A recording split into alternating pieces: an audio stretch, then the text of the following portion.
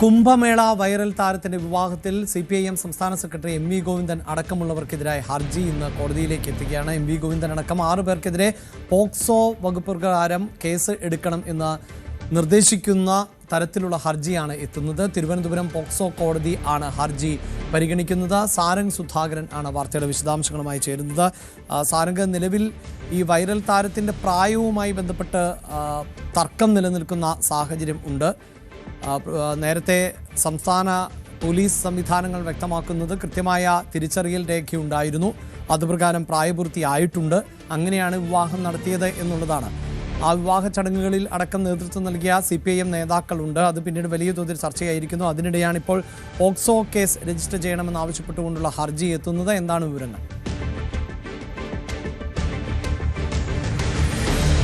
തീർച്ചയായും അഭിലാഷ്, ഈ ഒരു മൊണാലിസയുടെ ഈ ഒരു പെൺകുട്ടിയുടെ കല്യാണവുമായി ബന്ധപ്പെട്ട് വലിയ രീതിയിലുള്ള വിവാദങ്ങൾ തുടക്കം തന്നെ ഉണ്ടായിരുന്നു. കാരണം ഈ ഒരു ലവ് ജിഹാദാണെന്നടക്കമുള്ള ആരോപണങ്ങൾ തുടക്കം നേരിട്ടിരുന്നെങ്കിലും പിന്നീടാണ് പോക്സോ വിഷയവുമായി ബന്ധപ്പെട്ട വലിയ പ്രശ്നങ്ങൾ വന്നത്. അതായത് 16 വയസ്സ് മാത്രമേ ആയിട്ടുള്ളൂ എന്ന രീതിയിൽ പരാതി ഉയരുകയും പിന്നീട് അത് തെളിയിക്കാൻ വേണ്ടി പെൺകുട്ടിയുടെയും ഭർത്താവിൻ്റെയും പത്രസമ്മേളനം അടക്കം വിളിക്കുകയായിരുന്നു. അതിനുശേഷമാണ് ഈ ഒരു ജനന സർട്ടിഫിക്കറ്റ് ഹാജരാക്കിയത് വ്യാജമാണെന്ന് ചൂണ്ടിക്കാണിച്ചുകൊണ്ട് മധ്യപ്രദേശ് പോലീസ് കേരളത്തിലേക്ക് എത്തിയിടുകയും ചെയ്തത്.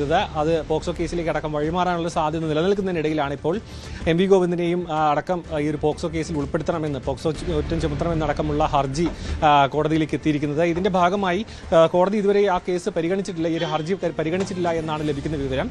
എന്തുതന്നെയായാലും വരുന്ന ദിവസങ്ങളിൽ ഇതിന്റെ കൂടുതൽ നിയമവശം പുറത്തേക്ക് വരുന്നുണ്ട്. കാരണം മധ്യപ്രദേശ് സർക്കാർ പറയുന്നത്, മധ്യപ്രദേശ് പോലീസ് പറയുന്നത് ഈ വിഷയത്തിൽ കുട്ടിക്ക് 16 വയസ്സ് മാത്രമേ ആയിട്ടുള്ളൂ. പക്ഷേ ഈ ഒരു പെൺകുട്ടിയുടെയും ഭർത്താവിൻ്റെയും വശം എന്ന് പറയുന്നത് ഈ ഒരു അനുജന്റെ ജനന സർട്ടിഫിക്കറ്റിൽ മാറ്റം വരുത്തി കൃത്യമായും, അതായത് അതിൽ വ്യാജരേഖ ചമച്ച് അത് തൻ്റെ ജനന സർട്ടിഫിക്കറ്റായി കാണിച്ചുകൊണ്ടാണ് ഈ ഒരു പരാതി വന്നിരിക്കുന്നത്. ഈ ഒരു ഉദ്ധം എന്ന് പറഞ്ഞിട്ടുള്ള ഒരു ആളാണ് ഈ പരാതി നൽകിയിരിക്കുന്നത്. അയാളിത് അനാവശ്യമായി ഉണ്ടാക്കിയ വിവാദമാണ്. മാത്രമല്ല ലവ് ജിഹാദോ നിർബന്ധിത മതപരിവർത്തനവും ഇവിടെ നടന്നിട്ടില്ല. അവരവരുടെ മതത്തിൽ തന്നെയാണ് അവർ ജീവിക്കുന്നതും. അതുകൊണ്ട് തന്നെ ഈ ഒരു വിവാദം അവസാനിപ്പിക്കണമായിരുന്നു എന്നായിരുന്നു കുട്ടിയുടെയും ഭർത്താവിൻ്റെയും ആവശ്യം. മാത്രമല്ല പോലീസ് സംരക്ഷണം ആവശ്യപ്പെട്ടിരുന്നു. അതിനിടയിലാണ് ഈ ഒരു നിയമസങ്കീർണത അടക്കം പുറത്തേക്ക് വരുന്നത്. എന്തിനായാലും ഇന്ന് കോടതിയുടെ നിരീക്ഷണം എത്തരത്തിലാവും എന്ന കാര്യം നിർണായകമാണ്. കാരണം ഇതിൽ പ്രായം തെളിയിക്കുന്ന രേഖ ഏതാണ് ശരി, ഏതാണ് വ്യാജം എന്ന കാര്യത്തിലടക്കം ഇപ്പോൾ പോലീസിലടക്കം ഒരു വലിയ ആശങ്ക നിലനിൽക്കുന്നുണ്ട്. കേരള പോലീസ് അടക്കം പറയുന്നത് കൃത്യമായ രേഖകൾ പരിശോധിച്ച ശേഷമാണ് പെൺകുട്ടിയെ ഈ ഒരു ഫർമാൻ ഖാന്റെ കൂടെ പറഞ്ഞു വിട്ടതെന്നാണ്. എന്തിനായാലും ഇന്നത്തെ കോടതി നിരീക്ഷണത്തിന് ശേഷം മാത്രമേ കൂടുതൽ വിവരങ്ങൾ വ്യക്തമാവുകയുള്ളൂ. അഭിലാഷ്, തീർച്ചയായും അവിടെ സാരംഗി സൂചിപ്പിക്കുന്ന പോലെ തന്നെ മധ്യപ്രദേശ് സർക്കാർ നേരത്തെ ജനന സർട്ടിഫിക്കറ്റ് നൽകിയിരുന്നുവെന്നും അതുപ്രകാരം പ്രായപൂർത്തിയായിരുന്നുവെന്നും വിഷയം വിവാദമായതിനു ശേഷം ആ സർട്ടിഫിക്കറ്റ് റദ്ദാക്കുകയാണ് ചെയ്തത് എന്ന തരത്തിലൊക്കെയുള്ള റിപ്പോർട്ടുകളുണ്ട്. കേരള പോലീസ് നിലപാടിൽ ഉറച്ചു നിൽക്കുകയും ചെയ്യുന്നുണ്ട്. അപ്പോൾ കോടതിയിലേക്ക് ഇങ്ങനെ ഒരു ആക്ഷേപം വരുമ്പോൾ കോടതി സ്വാഭാവികമായും പോലീസിനോടോ സംസ്ഥാന സർക്കാരിനോടോ ഒക്കെ ഇതിലൊരു വ്യക്തത തേടിയേക്കാം.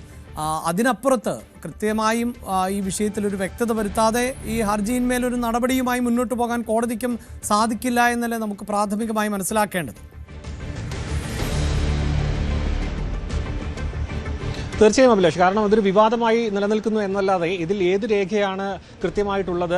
ഈ ഒരു ആ സമയത്ത് പത്രസമ്മേളനത്തിലടക്കം എടുത്തു പറഞ്ഞ വിഷയം എന്ന് പറയുന്നത് ഈ ഒരു ആധാർ കാർഡും ജനന സർട്ടിഫിക്കറ്റും അതുമായി ബന്ധപ്പെട്ട തിരിച്ചറിയൽ രേഖകളടക്കമായിരുന്നു അവർ കാണിച്ചിരുന്നത്. പിന്നീടാണ് ഈ ഒരു ജനന സർട്ടിഫിക്കറ്റ് വ്യാജമായി നിർമ്മിച്ചതെന്ന് മധ്യപ്രദേശ് പോലീസ് അടക്കം ആ ഒരു കാര്യം മുന്നോട്ട് വെച്ചുകൊണ്ട് പോക്സോ കേസ് അടക്കം ചുമത്താനുള്ള നീക്കം തുടങ്ങിയത്. പക്ഷേ കേരള പോലീസിന്റെ ഭാഗം വളരെ വ്യക്തമായിരുന്നു. കാരണം ഈ ഒരു രേഖകൾ, അതായത് ആധാർ കാർഡ് അടക്കമുള്ള രേഖകൾ പരിശോധിച്ച ശേഷമാണ് പെൺകുട്ടിയെ ഈ ഒരു ഫർമാൻ ഖാന്റെ കൂടെ പറഞ്ഞു വിട്ടത്. അതിനൊപ്പം തന്നെ ചേർത്ത് വായിക്കേണ്ടത് ഈ ആധാർ കാർഡ് കണ്ടെത്തിയത് പിതാവിന്റെ കയ്യിൽ നിന്നാണ്. തമ്പാനൂർ റെയിൽവേ സ്റ്റേഷനിൽ നിന്നും വാക്കുതർക്കമുണ്ടായി.